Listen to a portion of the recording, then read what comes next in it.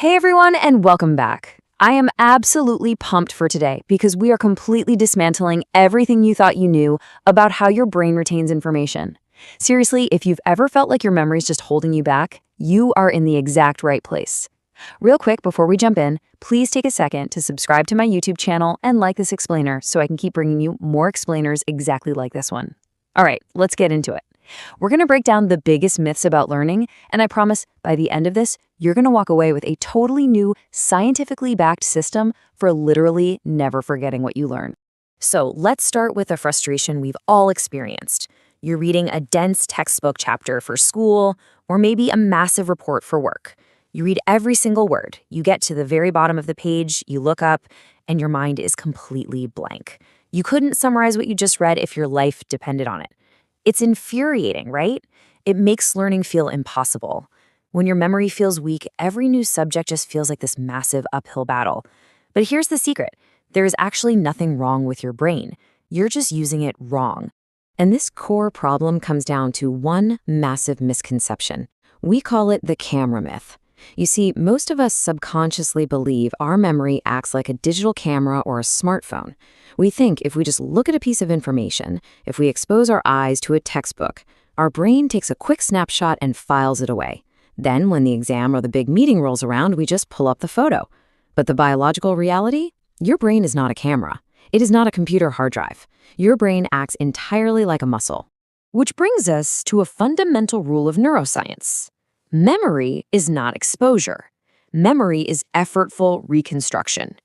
Every single time you remember something, you aren't just opening a saved JPEG on a screen.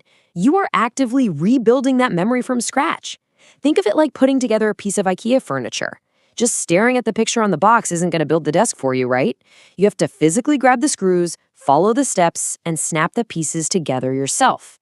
The more times you build it, the faster you get. If information just sits there isolated in your head, your brain assumes it's useless and just deletes it to save energy. So how do we stop our brains from hitting delete? Well, top students don't remember more because they're naturally smarter. They remember more because they build what psychologists call schemas. Schemas are basically cognitive frameworks. Think of them as mental hooks. When you learn something totally new, you absolutely have to connect it to something you already understand. Let's say you're a biology student learning about how a human cell works. Don't just memorize the terms. Connect it to a bustling city. The nucleus is the mayor's office, the mitochondria are the power plants, the cell membrane is the city wall. Or if you're learning how to code for the first time, compare a function to a real-life baking recipe. You put ingredients in, follow steps, and get a cake out. You have to attach the unknown to the known. Now think about the visual difference this makes in your mind. Imagine your memory is a giant spider web. If a new idea is connected to 10 other ideas, like a solid knot in that web, it is pretty much indestructible. You can tug on it and it holds firm. But if you try to memorize a random fact without connecting it to anything, it's just a single loose strand of silk. The moment the wind blows, it snaps. This is why memorizing a random historical date, like the year 1215, fails immediately. But if you connect that date to a story about a king, the weather that day, and the signing of the Magna Carta, it locks into the web permanently. This perfectly explains the massive trap of rereading. Why does rereading our notes, highlight after highlight, feel so productive? But then we totally fail on the exam. Because rereading is entirely passive. It feels smooth and relaxing because your brain is being lazy. It's exactly like watching a YouTube tutorial of a musician playing a complex guitar solo. You watch it 5 times from your couch and think, oh yeah, I totally get it. I'm a rock star.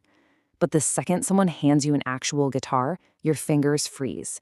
You haven't actually built the physical, neural connections required to play the song. Rereading just tricks you into a false sense of security. So, the big question is this.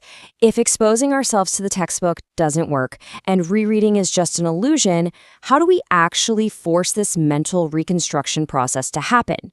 What is the single best way to memorize absolutely anything, whether you're tackling a law degree, a coding boot camp, or learning a new language? The undisputed answer is active recall. To really grasp this, think about how you navigate a new city. Rereading your notes is like driving around with your GPS turned on. You hear the voice, you follow the blue line, and you feel super confident. But active recall, or retrieval practice, is driving that same route with your phone completely turned off. You struggle, you take a wrong turn, you get a little lost, but then you recognize a coffee shop and recorrect yourself. By relying on your own navigation, you are physically paving the roads in your brain. You have to ditch the GPS. Let's actually look at the hard data here. In the fantastic book Make It Stick, researchers ran classic studies comparing these exact strategies. Notice the stark difference in the retention rates. One group simply reread the material. Very low effort, but they felt super confident. Another group studied way less, but rigorously tested themselves through active recall. High effort, and honestly, a lot less initial confidence. But when the researchers tested them a week later, the active recall group completely destroyed the rereading group. Their retention was off the charts. But here is the massive hurdle. People avoid active recall because, frankly, it feels awful. When you test yourself, you hesitate, you go blank, and you feel kind of dumb. Trust me, we've all been there. Your brain screams, "This isn't working, just look at the notes." But according to learning expert Barbara Oakley, that exact feeling of uncomfortable struggle is the biological signal that a memory is forming. It's just like lifting weights at the gym. If your muscles aren't burning, they aren't tearing, which means they aren't going to grow back stronger. Cognitive struggle literally equals cognitive strengthening. So how do you actually apply this to your studies today? It's incredibly simple, but it takes discipline. Step 1, close your textbook or pause the lecture. Step 2, get a blank piece of paper and write down everything you can possibly remember about the topic. Even better, pretend you're teaching it out loud to a classroom of 5-year-olds. Step 3, open the book back up, find exactly where you got stuck, and correct your mistakes. Whether you are diagramming the human heart from memory or reciting a sales pitch without your flashcards, that painful moment of correction is where true learning actually happens. Now let's take this to the next level to build an unstoppable system. Active recall is the heavy lifting, but to make knowledge truly permanent, you have to pair it with spaced repetition. If active recall is planting a seed, spaced repetition is watering that plant at the exact moment it's about to die. Instead of cramming for a math exam in one brutal 8-hour block, you test yourself today, then wait 3 days, then wait a week. You force your brain to pull the memory up right as it's starting to fade. This sends a massive signal to your brain saying, hey, we keep needing this information, make it permanent. Okay, so you're building schemas, you're embracing the struggle of active recall, and you're spacing out your study sessions. Awesome. But there is one massive, highly ignored secret weapon that top students and professionals use. What would you guess is the most underrated memory multiplier in all of human biology? It's sleep. And yeah, I know you've heard get 8 hours of sleep a million times, but I want to reframe exactly what sleep does for your memory. Imagine you are working on a massive 10-page essay or a super complex coding project. Studying an active recall, that is just typing the document. But sleep? Sleep is actually clicking the save button. If you type furiously for 10 hours straight but your laptop dies before you hit save, all of that work is completely gone. Sleep is definitely not a passive state where your brain just shuts down. It is a highly active, crucial biological process. Neuroscientist Matthew Walker explains this perfectly in his book, Why We Sleep. During a deep stage called slow-wave sleep, your brain literally replays the events, facts, and formulas you learned during the day. It actively transfers these memories from the highly vulnerable short-term storage in your hippocampus into the permanent long-term storage vault of your cortex.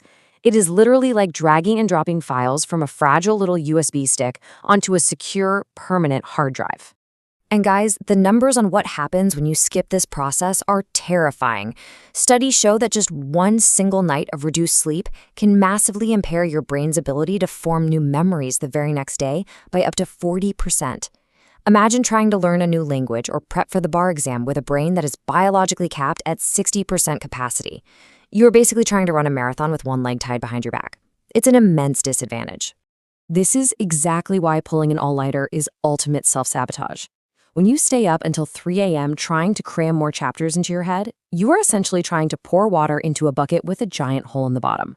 Sure, you're adding new information, but because you aren't sleeping, you are simultaneously deleting all of yesterday's work.